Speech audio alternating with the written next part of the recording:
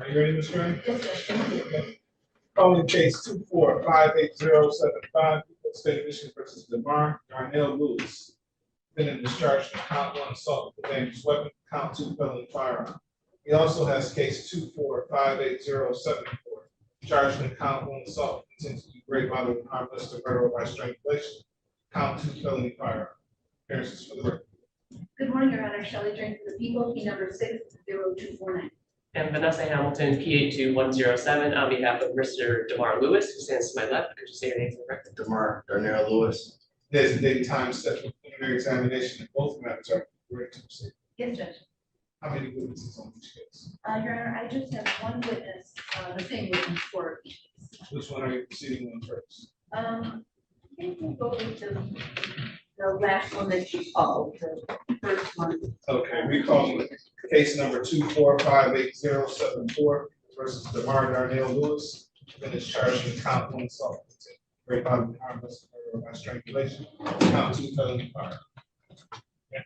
Any preliminary matters before you call witness? No, Judge. We would just ask for a order of sequestration, but that's Yeah, there's no one in the courtroom, ladies and gentlemen out there in YouTube, and if you are a witness or potential witness, I'm ordering you to log off at this time. Strange call. Thank you, Your Honor. At this time, the people were called Jasmine Whitaker.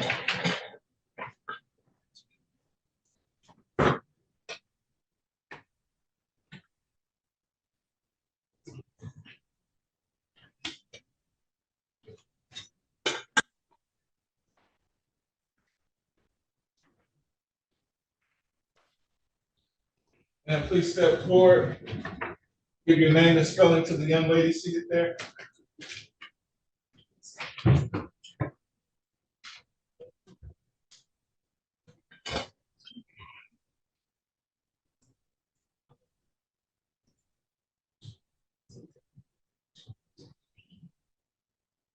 Please raise your right hand. Please raise your right hand. Do you swear or affirm to tell the truth, the whole truth, and nothing but the truth, so help you God? Yes. Thank you. Please have a seat in this box next to me. Voice up nice and loud and speak into that microphone. We'll get to your left next to you have a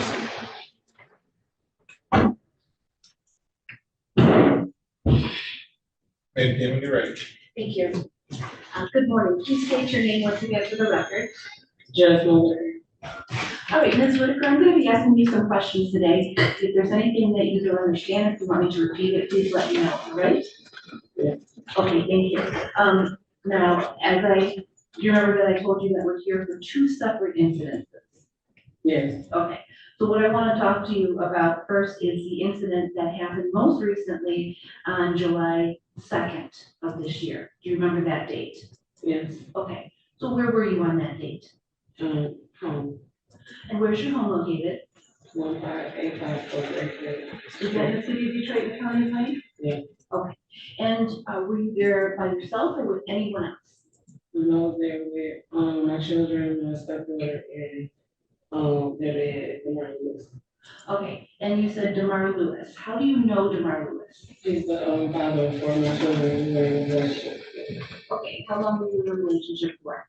Young teens at the age of 13. Okay, and for identification purposes, could you indicate if you see Mr. DeMar Lewis in the courtroom here today? Yes. Could you indicate where he is and what he's wearing? Pardon? At the table at Green Jefferson. Thank you. Your Honor, please let this record reflect that this witness has identified the defendant DeMar Lewis. So noted. Thank you. All right, so what happened on that day at your home? We had a dispute prior to the night before. We had already been not in a good space with each other, but trying to coexist with the children and work on our differences. He expressed to me that he was experiencing depression and mental problems. So I'm just telling the story that's occurring. I reached out to our pastor the night before, see if we can do some counseling from the prior situation that happened on the 20th that I wasn't all that stressed for. The next morning, we were operating as a family, getting food. But when I was at the grocery store prior to, we made a social media site, and he sent me a friend request. I didn't accept it right away. once I accepted it, I got a few messages from a female individual that, has dealt with, that stated to get your man. And I got upset. I addressed the fact before he came back home, and then I addressed it while he was there. And he didn't like the things that I was saying, and we were going back and forth. He said he didn't want to talk about it. I asked him in front of the kids, I asked him to step outside so we could talk about it. He refused. I was still, fussing about things that needs to be in order in the household as far as between me and him that affects the children and what I feel about over the past year situation. And he reached and assaulted me with a gun before leaving out the house. Okay, so what, did all this take place in one room? So, he was sitting playing the game, and then he came in the, dining room, and we were in our bedroom talking, well, yelling at each other. Okay, so you said when you were in your bedroom, is that where the assault took place? Yeah, in between, I was standing in the bedroom walkway, and he was, in the dining room. Okay, and what was it that he used? Uh, A gun. And have you seen that gun before? yes, I believe. Yes, Okay, can you describe what that gun looked it's like, like? Okay, was it like a handgun, maybe a shorter one, or like a long? Okay, and what specifically did he do with that gun? he did me back to me Okay, how many times? once, Okay, and were you injured as a result of that? just a knock and soreness the next day, but no blood trauma. Okay, and you said he left after that? Is that yes? Oh, yes, sir. Okay, and is that all that happened on that day?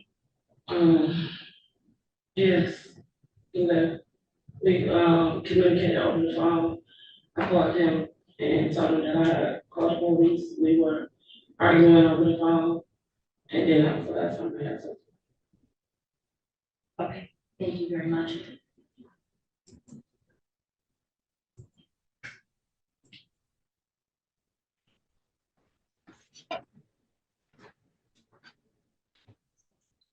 I don't have any further questions, but at this time, Your Honor, based on just based on this testimony by this complainant, I would move to amend count 1 to felonious assault instead of adult. President?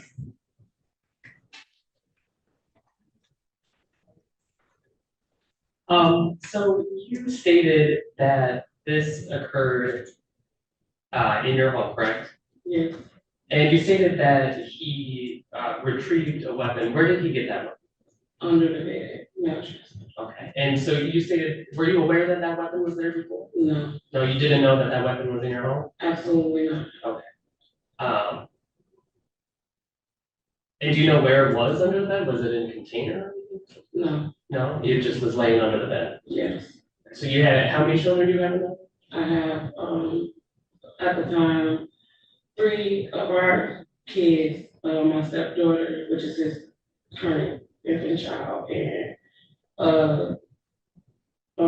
one of my daughter's friends was there.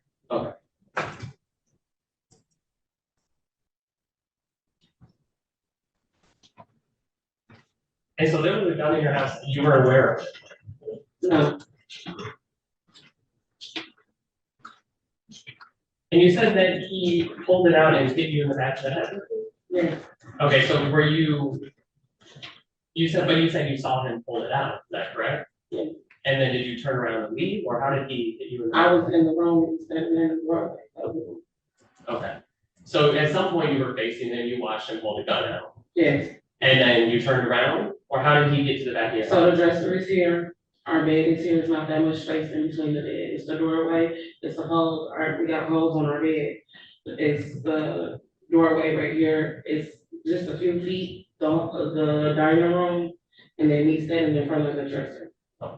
So he reached and we were arguing at each other, and he went towards that way with the gun turned around, I turned around and gave me back there.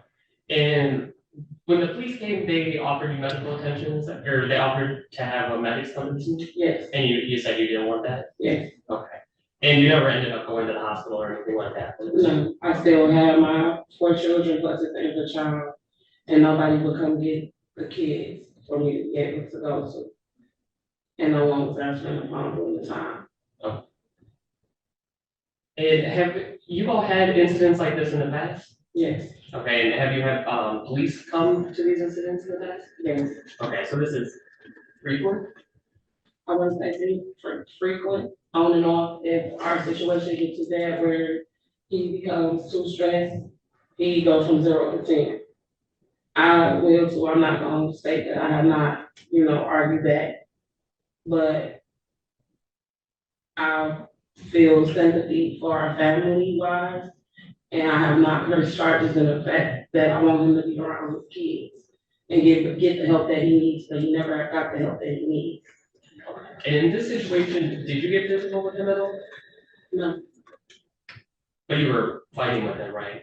arguing, Arguing, were you yelling at him? yes, Was he yelling at you? yes. No, no. Can you read that? Nothing further, Your Honor. Thank you, man. You may step down.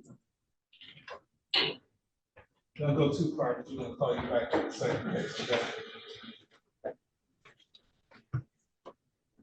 Any other witnesses for the people? No further witnesses, Your Honor. Any witnesses for the No, you're right.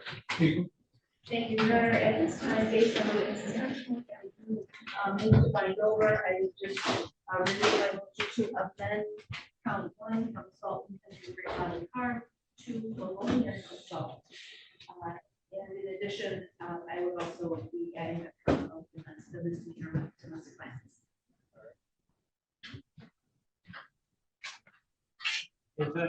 We would object to bind over in this matter, simply because there's not any evidence that there was actually a gun in this matter. We do have testimony from one witness that's stating. Is there sworn testimony evidence? That is her sworn testimony, Your Honor, but at the same time, we don't have any sort of police investigation. It's a he said, she said sort of situation, and we have no sort of confirmation of that in terms of police arriving on scene, but not having any kind of, confirmation of her story. I suggest that that's not enough to bind over and not enough to be the problem. That's not true. Because if the court believes, as any trier of fact believes that witness's testimony, that would be enough to convict, because her sworn testimony is in fact evidence. I didn't find anything inherently incredible about the witness's testimony. As such, I thought that she was a very credible witness in this court. Finds the people have met their burden of probable cause as it relates to the amended charge of felonious assault, felony firearm, and the added charge of a misdemeanor domestic violence. The court finding those charges were committed in the city of Detroit. The court finding probable cause to believe this committed to bind the defendant up to Knight County Third Circuit Court of Criminal Division of Proceedings.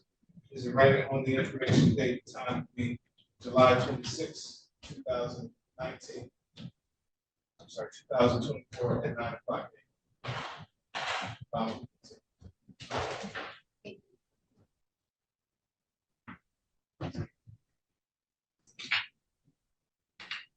Okay, now we're on the record on case 2458075, people versus Lamar Darnell Lewis. In this charge, in this case, for count 1 assault, count 2 felony firearm. Appearances for the record. Good morning, Your Honor. Shelley Drake, the people, P number 60249. And Vanessa Hamilton, PA2107, on behalf of Mr. DeMar Lewis, who stands to my left, who's stating Mark Darnell Lewis. Is date time set for the examination? Are we ready to proceed? Yes, Judge. No witness. Yes, Judge. Any other? No, Judge. we just asked for a mutual or sequestration. All right. Just as in the last case, ladies and gentlemen, out there in YouTube land, if you are a witness or potential witness supporting the ball up. Thank you. At this time, the people will call Jasmine Whitaker.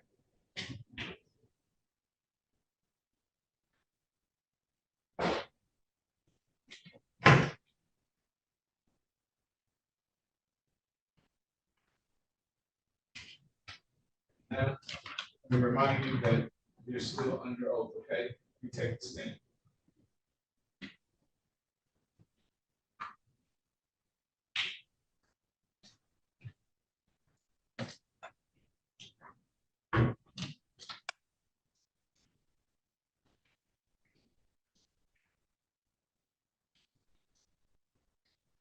Thank you. Good morning, please state your name once again for the record. Jasmine Wilson. All right, Ms. Whitaker, I'm gonna be asking you some questions. If you don't understand something or if you want me to repeat it, please let me know, all right? Yes. Thank you. Ms. Whitaker, I want to bring your attention now to the date of June 20th, of this year, 2024. Do you remember that date? Yes. All right, where were you on that date? Home, And where's your home located? 1585 Fort Rayfield Street. Okay, is that in the city of Detroit, the county of Wayne? Yes. Thank you. And on that date, at that location, were you home alone or were you with anyone else? With my children, Marla was their dad, and, my stepdad. Okay. You said DeMar Lewis, their dad, is that correct? Yes. Okay, so he's the father of some of your children, is that correct? All. Oh, I'm sorry, all of your children. Do you see DeMar Lewis in court with you today? Yes. Okay, and again, for identification purposes, could you indicate your name and what he's wearing? I can tell you, career jobs. Thank you. Your Honor, please let this record reflect that this witness has identified the defendant, DeMar Lewis. So no. Thank you. All right, could you, tell us what happened on that day at your home? We were disputing, prior to, again, our power went out, so we were a couple days at Bricktown Hotel. Okay, and are you speaking of yourself and DeMar Lewis? Myself and the kids, he came that night. But, during the daytime, he was saying he was coming back to baby, which belongs to him, my stepdaughter. Needed a few things, I didn't bother him right away, I let him go take care of his business. And when I woke up, the children expressed to me that she had been crying excessively and that, she didn't have any more Pampers and wipes, and they were giving her tap water. And what do you mean they were giving you tap water? In her bottle from out the hotel. Okay, and how old is this young child that you're speaking of? She's one. She's just 1 year old. Okay, so, okay. All right, so what happened after that? I tried to call him a few times, I didn't get an answer. And when you say him, who are you referring to? DeMar. Okay. All right, you didn't get an answer, what did you do next? I sent a few text messages, and then I reached out to family members of his to see if they can get in touch with him. Okay, and why were you trying to get in touch with him? So he can come take us to the store to get the baby needs or bring us up at the baby needs. Okay, thank you. What happened next? Soon as I got off the phone with his brother, he called me immediately seconds later. So I was really upset. I'm like, you're ignoring me and I have your child, which, you know, she's in my care. I gotta make sure I properly take care of her. And so we were going back and forth. He started yelling and telling me that, you know, he fell asleep. And I was stating that that was just a no, like, you can't fall asleep and we have acted wrong with nothing. The children had tried to Uber, but they didn't want to Uber with if the child had a 16-year-old and a 15-year-old and a 10-year-old. They didn't want to, you know, Uber. I was sleeping. They said they tried to wake me up. Mind you, I have sleep apnea, so I'm just going to put that on the record. Okay, so what happened after that? He finally came, we were arguing the whole way there, and when he got to the lobby, he stated that he was leaving.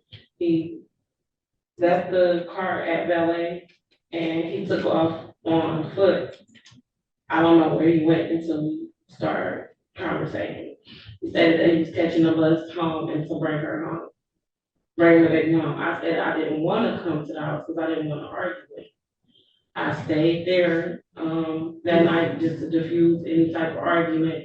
And when I got there in the morning, I was asking him for some money that I had let him borrow prior to, because he was telling me through text message he wasn't helping me with my car notes to figure it out, which he had been driving my car that whole month. Okay, And so you left the hotel and came home, yes, and that was in the morning? yes. Okay, So I'm asking him about money and he told me he wasn't helping me. He proceeded to get on the phone with her mother and they were conversating on video. I didn't say anything at the time because I, was really upset. I waited till he got off the phone with her and I asked him again. And he told me to figure it out myself. So I became upset and I just was telling him that he was a bully And that if we had an agreement with things, and he said, I don't got it right now, figure it out. So I'm like, that, you know, we just going back and forth about the money that I had gave him previous before. And, after that, I just know we were going back and forth with each other. And, the children were in the living room, I was in the room. He closed the door, and then when I looked up, he had the gun. And my son came in there once the door closed. And he put the gun down, like where it wasn't visible. And then when we went out into the hallway, he was walking towards the door, and my son said, I think he about to mess up your car. And then he started throwing things everywhere. It was all of my things though. And so I called the police. I was still talking to him, telling him that's crazy that you're doing all this in front of the kids. We weren't arguing. We both were saying some hurtful stuff to each other. And he started throwing things at my car, which it did at the time. And my son, came in and grabbed my keys. He said, Mama, move your car. And did your son move your car? No, Okay. we didn't get that far because I called the police. He stood in the walkway between the hallway and the living room, and he pointed the gun at me. And I could just call him. I told him he was going to jail. That's what I said. I was talking to the police the whole time, and I had them on the phone a few times, and then they ended up calling me back. Okay. While he was in the midst of all that. Okay. How long, about how long did this whole incident take place while you were at your home? I would say, if I was to estimate, I would say about 30 minutes to an hour. Okay. And the gun that he had you seen that gun before? No. You had not seen the gun before June 20th? No. Okay. How did you feel when you saw that gun? I asked him, was he serious? Is what I said. Okay. How did you feel when he pointed the gun at you? Hurt? Did he say anything when he pointed the gun at you? Not the first time, the second time. The first time he pulled it, he didn't say nothing. What about the The second second time? time he was saying, I killed you. And, you know, Okay, and then you called the police at that time? I called before. Okay, Before I didn't get on a real, when he was outside throwing things, I just told him that there was someone walking up the street with a gun. And checked the area, and the lady asked me to give a description of what they had on. And she asked me, was I in any danger? I told her I didn't know. The second time I talked to them, he was in the house going things. The third time I talked to them, he was yelling in the background, come get me, y'all gonna have to take me out of here. And the lady asked me if he had a mental disorder, or it was like a guy. I can't remember. I talked to like 3 different dispatchers. So that was it. He when he seen the police came, he left out the back door. okay. So when he pointed the gun at you, how far away was he from you? Real far. He was in the living room, and I was standing in the walkway of our bedroom. Okay. So about how far would that be? Like 3, 4 feet. Oh, 3 or 4 feet. Okay, so not far. Yeah. Okay. Can you describe the gun? It was black, Okay. Was it a long gun or a short? short. Where were the kids at that time? They were downstairs. Okay. Okay, I have no further questions at this time. Cross examine.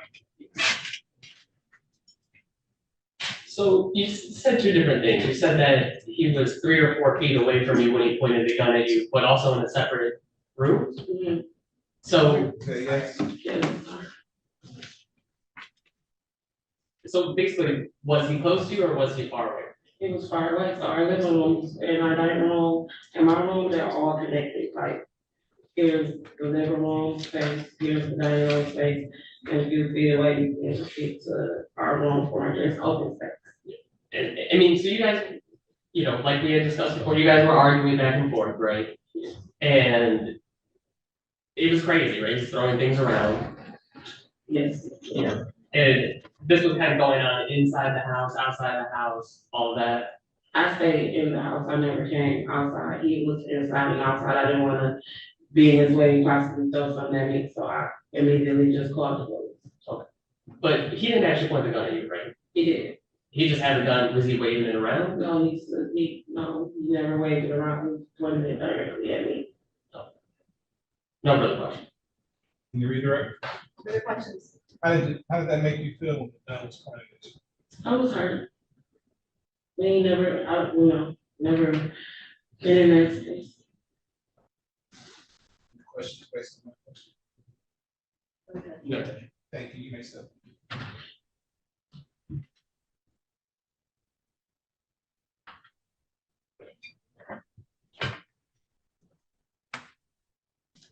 Any other witnesses for the people? No further witness. Any witnesses for the No. people? During this time, based on the testimony, I would move for a line over, and I would also be adding a domestic violence charge. What's the statute for domestic violence? It is 750.812. Judge, we would expect to bind over on those matters. Again, this is an instance where we hear about two people in a relationship that are arguing back and forth. And we hear that someone's saying that a gun was pulled. She wasn't aware that this gun was in the house. She'd never seen it before. And I think with the back and forth, it sounded like it's kind of a convenient addition to the story, something that she's trying to do to escalate this, but without some sort of corroboration of a gun being found by a police investigation. I think that is something that we cannot say here today, that even at a probable cause standard, that there was a weapon in this case, that he did use a weapon in an assaultive manner. If there was, we would have one, right, on evidence, but there wasn't. And so for that reason, I think that they have not met their probable cause standard here. Thank you, Your Honor. He did testify that they had been having an argument. They've been going back and forth about money issues. The kids were there in the house. And she said then that he got a gun. I think when they were in the bedroom, he got a gun. She saw it in his hand. Didn't point it at her at that time, but I think her son came in the room. Then they both left the room. He was knocking things over, or starting to damage or throw things around. But at one point, she said they're about 3 or 4 feet apart, and he pointed the gun at her, pointed it right at her, and said, I'm gonna kill you, I can kill you. That's, your testimony was credible and believable. So I would ask that the court find over based on that. If I may, one additional thing, Your Honor, I don't believe that we established where exactly this occurred. I don't think we established that this occurred in the county of Wayne. I don't think we established that this occurred in Detroit. We just heard testimony that at some point they were at Motor City Casino and then they returned to some sort of residence or location. I don't think that the prosecutor has established that we're actually in the proper venue for this one. Your Honor, I would ask that. I asked that in the beginning about her house, and then she went on to say, she gave a whole then rendition of, well, this is what happened. They lost power, so they went to Motor City Casino at the hotel. And so I was looking at my notes thinking I'm gonna have to ask again about the location as to the different location. I think I did ask that. Because I honestly don't recall whether or not you, I know you did it in the first case, I don't remember if you did it in the second case or not. So the record is clear, why don't you just ask them? I'll step back.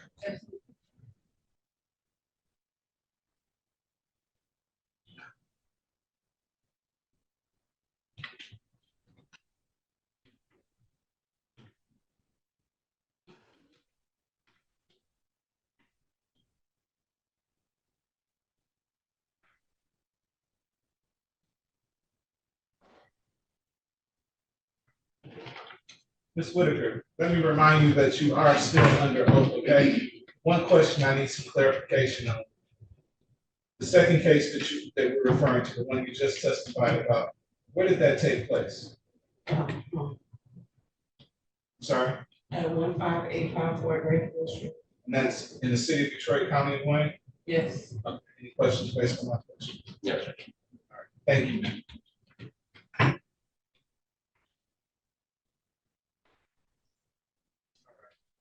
And again, I really, I know her. Okay, so again, not unlike the last case, this witness testimony was quite credible. And her testimony alone is sufficient if the court believes that testimony. Her sworn testimony is in fact evidence. And I do believe her testimony. One thing that appears to be readily apparent to this court is that this defendant, this witness still has feelings for this defendant. She's very emotional as she testified. And I don't think that she wants to hurt him by any means, but I think that she's fed up. She's fed up with this kind of behavior and all the done that's been involved in this case. In fact, she mentioned in the first case, she testified that she was not going to prosecute for the prior assault, which was, I believe, this case. And it happens again. She's fed up. So that being the case, the court is satisfied that the burden of probable cause as it relates to the charges contained in the complaint warrant. The court finds those charges were committed in the city of Detroit. The court finds probable cause to believe this is committed.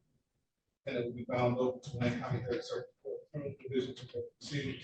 His arraignment on the information date and time will be July 26th at 9:00 a.m. And that's on count 1, count 2, and the added count 3 misdemeanors. And Judge, may we raise the issue of bond?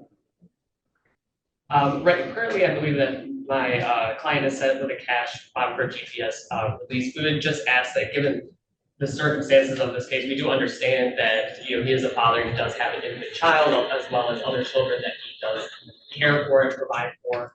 But we would just ask that the bond be brought down to a personal bond with GPS tether, so that he can have the utmost ability to at least get and to tend to his matters and to still take care of his children while he is dealing with this case. I think that he pays rent for the house that was discussed, keeps a roof over their heads, and he is still telling me that that's something that he would like to do, like to make an effort to. I think with a GPS tether in place, if he understands that he cannot have contact with the victim, and so I think that that's an adequate protection for the victim in this case. Otherwise, we've not seen any kind of assaultive behavior from Mr. Lewis, and we've not seen any issues in terms of failing to appear or things of that nature. So I would ask that just he be allowed the opportunity to go out on bond with a personal bond with GPS. sir, you're employed? Yes, Where? I work, I cut trees, grass, and things like that. So you don't get a paycheck, right? No, I get cash. The lease is in my name. I pay the rent. Light bill. Mr. Dragon? Your Honor, and that's the court denied a motion. We have two separate cases here that were now found over on probable cause standpoint involving a weapon. I don't see any reason for that he should have. He doesn't have a steady job.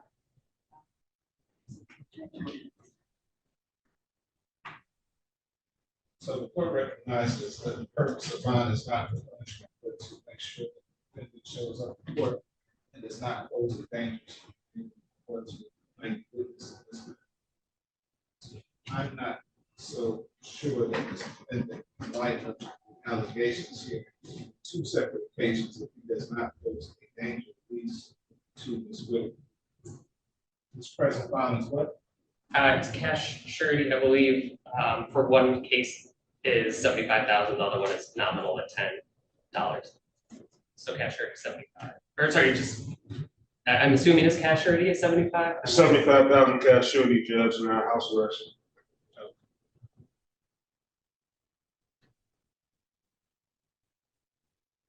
What I will do, however, is I will refer to trial services for my recommendation.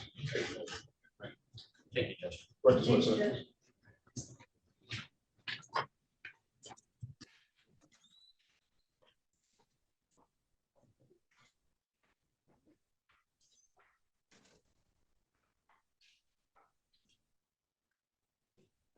The weekend sounds good.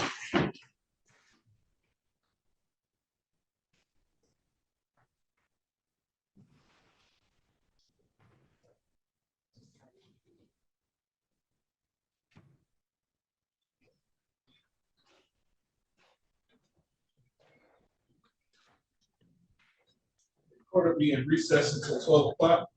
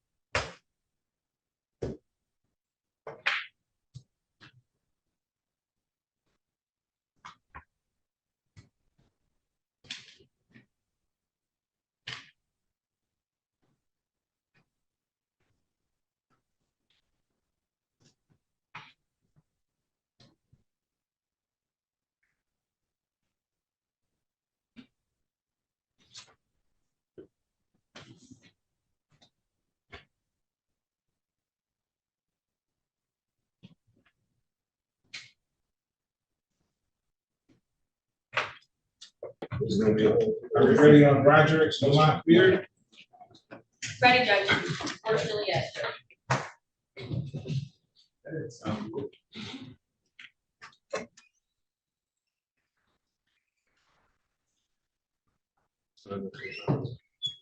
Calling case 4-580-83, people of the state of Michigan versus Roderick Lamont Beard. Defendant is charged in count 1, criminal sexual conduct, assault, with intent to commit sexual penetration. Count 2, criminal sexual conduct, second and subsequent offense notice. Count 2, assault with intent to great bodily harm, less than murder or by strangulation. Count 3, assault with a dangerous weapon. Defendant has an habitual offender fourth offense notice. Appearances for the record. Good afternoon, Your Honor. Elizabeth Moore on behalf of the people of P84724. And good afternoon again, Your Honor. Leanna Belcher, P80177, on behalf of the defendant, standing in for the attorney of record, Sarah Kraus. Sir, will you please state your name? Roger Beard. And do you allow me to stand in today? Yes. Thank you. Today is the date, time set for preliminary examination. Are you ready to proceed? Your Honor, the preliminary examination was set for 12 o'clock noon. It is now 12:17. I have waited outside the courtroom for some time now. The complaining witness in this case has not appeared. The officer in charge, Detective Kenneth Valerie, that's last name spelled Valrie, did have contact for about 48 hours ago. We did expect her to be present today. I have not been able to get a hold of her in the last 2 days. I have no explanation for her absence. People are not able to proceed at this time, and assuming that the court will not find good cause for adjournment, I just want to state on the record that we will be looking for this individual and hopefully reissue. And based on that, Your Honor, I would ask for dismissal. Absent good cause, the court does not have a basis to adjourn. The court dismisses this matter. Thank you, Judge. Thank you, Judge.